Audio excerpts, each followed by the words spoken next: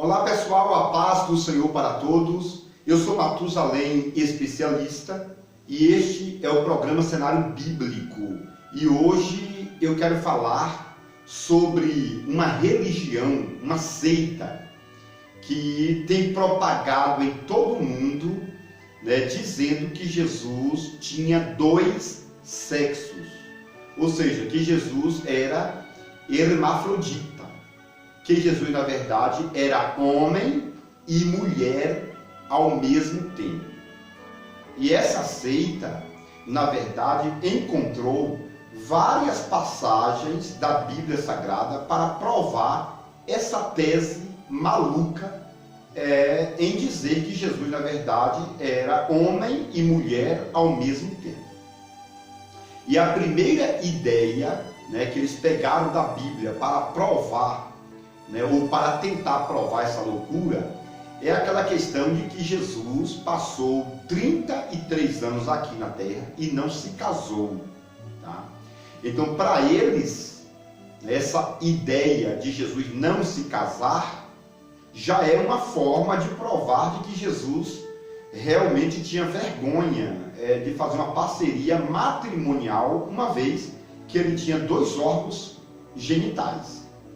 E essa doutrina maligna, além de pegar essa questão de que Jesus era solteiro, pegou também aquele versículo do livro de Gênesis, capítulo 3, versículo 15, que diz o seguinte, Deus falando, que da mulher nasceria um, que o diabo morderia o seu calcanhar, e Jesus pisaria na sua cabeça.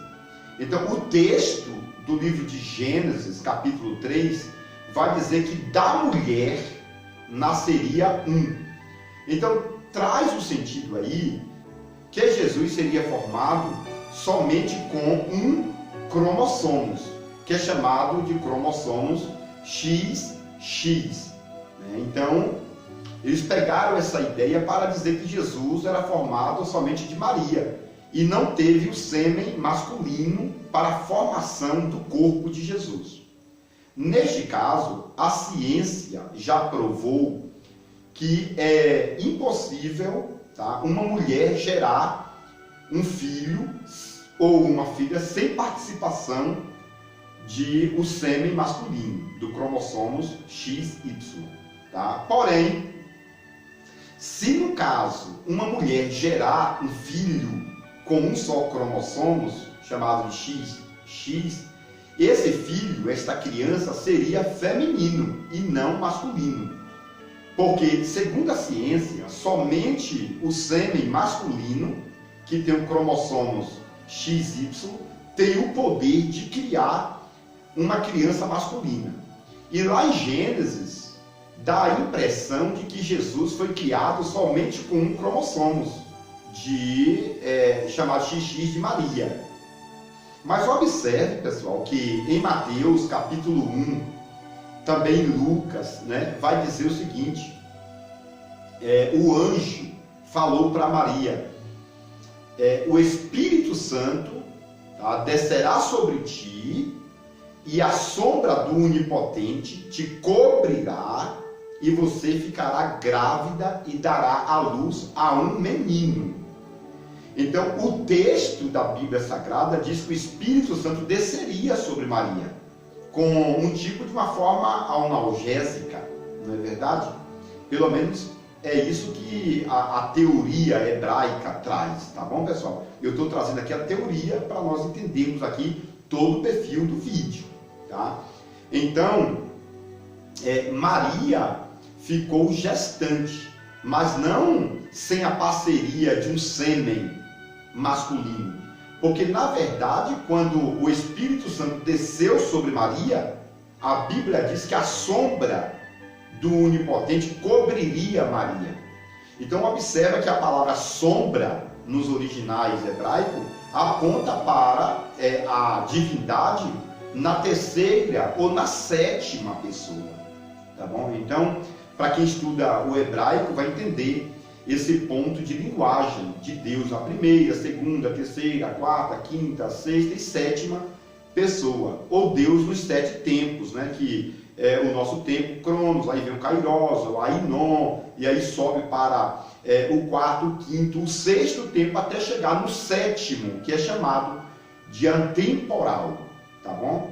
E dentro desta visão de Deus na primeira, segunda, terceira, até na 7ª pessoa, tem aquela ideia da apresentação do nome de Deus em 70 categorias, tá?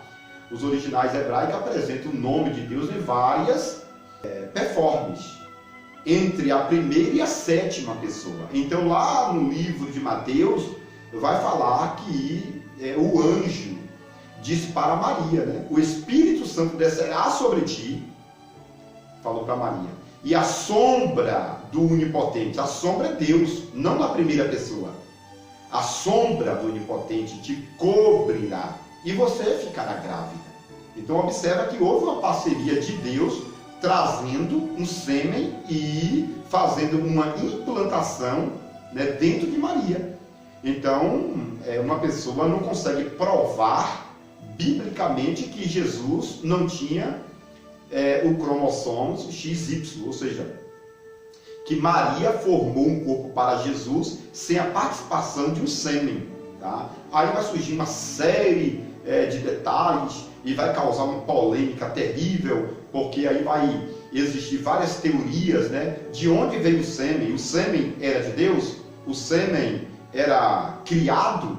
Era gerado ou era formado? Na verdade, pessoal, eu estou fazendo um vídeo sobre esse assunto, de onde veio o sêmen e que tipo de sêmen era aquele colocado dentro de Maria para a formação do corpo físico de Jesus, tá? Baseado, pessoal, em teorias, tá? Em teorias e também com o acordo da medicina brasileira e também internacional, para chegarmos a uma ideia baixa, tá? A uma ideia pequena, porque jamais teremos a eficácia de todo o conhecimento em relação a essa questão do cromossomo XX e XY, tá bom? Vamos passar para mais um detalhe. Então eu falei aqui que esta religião, essa doutrina satânica, vai dizer que Jesus não se casou porque Jesus tinha 2 órgãos genitais.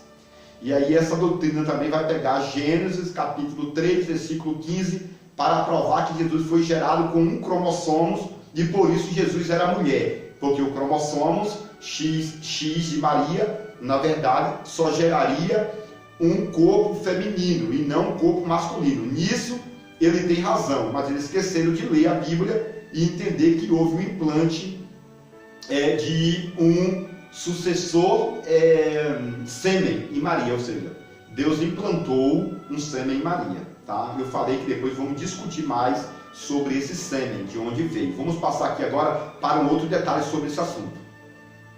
O outro assunto, pessoal, está exatamente no livro de Levíticos, capítulo 4, onde Moisés deixou a ideia de que para tirar o pecado do povo de Israel era necessário matar uma novilha, chamada de novilha vermelha. O que é uma novilha? Uma bezerra, filha de uma vaca, e não um cordeiro, tá? Nunca no Antigo Testamento foi sacrificado um cordeiro para tirar ou para remir o povo de Israel. Não era um cordeiro, era uma novilha. Quando nos deparamos com o livro de João, capítulo 1, versículo 29, João Batista, quando viu Jesus se aproximar do rio Jordão, João Batista diz: eis ali o Cordeiro de Deus que tira o pecado do mundo, ou que tira o pecado do homem. Na verdade, se você pegar uma tradução mais antiga, por exemplo, Babilônia, né, que já está atrasada, por exemplo, lá vai estar escrito assim: eis ali a novilha de Deus que tira o pecado do mundo.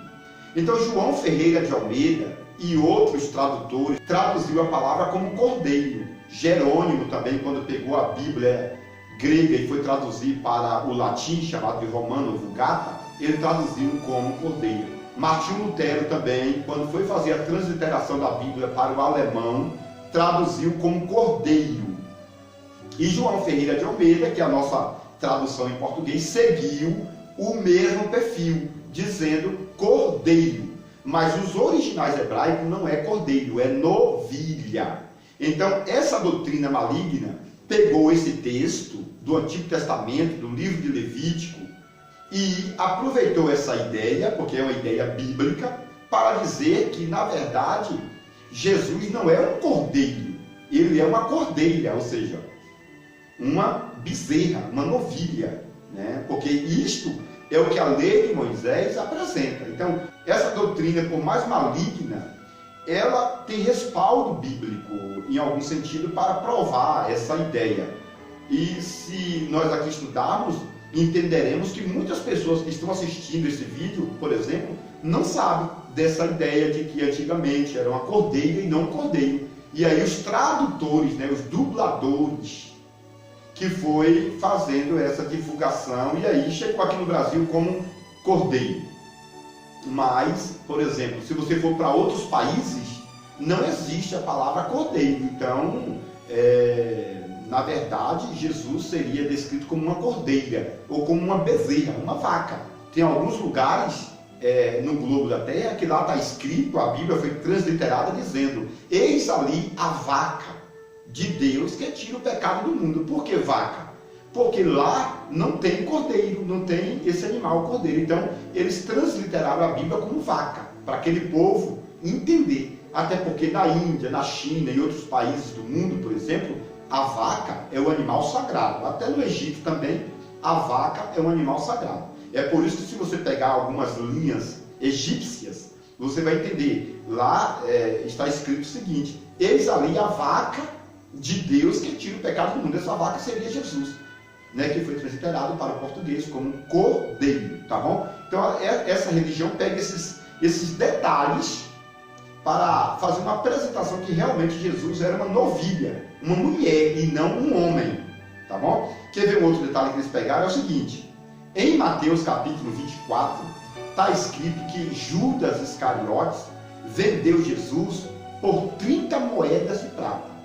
Isso é importante porque no livro de Levítico, capítulo 27 a seguir, vai dizer que o preço de uma escrava era 30 moedas de prata. Aí essa doutrina maligna, né, essa seita, vai dizer o seguinte: se Jesus fosse homem, ele seria vendido por 50 a 70 moedas de prata. E por que Jesus foi vendido exatamente por 30 moedas de prata? Então, pessoal, eles pegam essas ideias e começam a criar a sua doutrina, a sua religião, não é verdade? Então, Jesus foi vendido por 30 moedas, isso é bíblico. Só que o valor de 30 moedas, baseado pela lei de Moisés, é o valor de uma escrava. E neste ponto aqui, eles dizem que Jesus realmente era uma mulher e não um homem, como a gente prega aqui no Brasil, que Jesus realmente era um homem e não uma mulher. Eu, na verdade, descobri aproximadamente 70 versículos diretos que provam que Jesus era homem, era macho, tá? E outras centenas de versículos indiretos que provam que Jesus realmente era homem, tá? Então é o seguinte, pessoal, essa doutrina, essa seita, na verdade, não tem respaldo bíblico que venha deixar eles com uma posição melhor do que nós, que conhecemos vários versículos da Bíblia Sagrada. E além desses versículos que eu falei para vocês, ainda existem outros versículos que eles pegam para provar que Jesus realmente era uma mulher e não um homem. Então vamos para mais um versículo. O outro versículo, pessoal, que eu deixo para vocês, que essa doutrina pegam aí para dizer que Jesus era mulher, é aquele versículo que está no livro de Levítico, onde Moisés escreveu que quando uma mulher desse à luz a um menino, essa mulher deveria ficar em casa no 8º dia, porque ela se tornaria imunda por 40 dias. Então essa mulher deveria ficar em casa nesse período de 40 dias, e o pai do menino, no caso José, deveria pegar Jesus e levar ao templo para ser circuncidado, tá? E oferecer também um sacrifício. E José, segundo a Bíblia, apresentou 2 pares, né, de rolas, de pombos. E isso é bíblico. Só que quando você abre o livro de Mateus, encontramos a ideia de que Maria estava presente quando Jesus foi apresentado. Então, pessoal, através dessa ideia de Maria estar presente, isso significa que não era um menino. Porque a Bíblia Sagrada diz, pela lei de Moisés, no livro de Levítico, que a menina seria apresentado junto com a sua mãe nos 40 dias depois da purificação da mulher. E quando você abre o livro de Mateus, o livro de Lucas, que vai falar sobre a história do nascimento de Jesus, o livro de Mateus e Lucas dá ou traz a ideia de que Maria estava presente. Então, se Maria estava presente, então ela já tinha cumprido os 40 dias. E os 40 dias era o dia que apresentava a menina e não o menino. E se Maria estava presente para a apresentação da criança, então não era um menino. Porque se fosse um menino, tá, seria no 8º dia. E no 8º dia Maria não poderia estar presente. Somente José poderia estar presente juntamente com alguns outros homens, líderes da comunidade, né, judaica.